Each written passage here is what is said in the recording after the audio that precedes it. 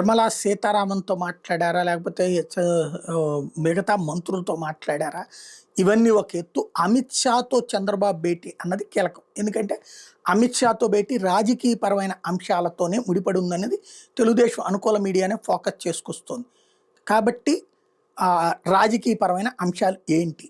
అంటే పవన్ కళ్యాణ్ చెప్తుంటే మనం 15 ఏళ్ళు ఉందాం అన్నటువంటి పాయింట్‌ని మేము మీతో 15 ఏళ్ళు కలిసి ఉంటాం అని ఎక్స్‌ప్లెయిన్ చేశారా?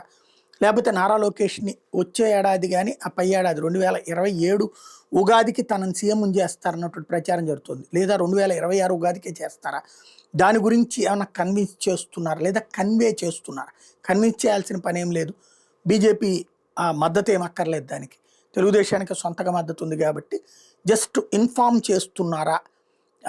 అదే సందర్భంలో మరొకటి జగన్మోహన్ రెడ్డిని ఎలాగైనా సరే అతని కేసులు తొందరగా తేల్చి జైలుకు పంపించాలన్నటువంటిది ఏదైనా చెప్పుకొచ్చారా? ఇవన్నీ ఎవరికీ తెలియవు. అది బాబు గారు, అటు అమిత్ షా ఇద్దరికే తెలియాలి. కాకపోతే చర్చ అయితే ఇద్దరు రాజకీయ చర్చ అంటే ఈ 3 అంశాలు తప్పించి పెద్దగా ఏం కనిపించవు.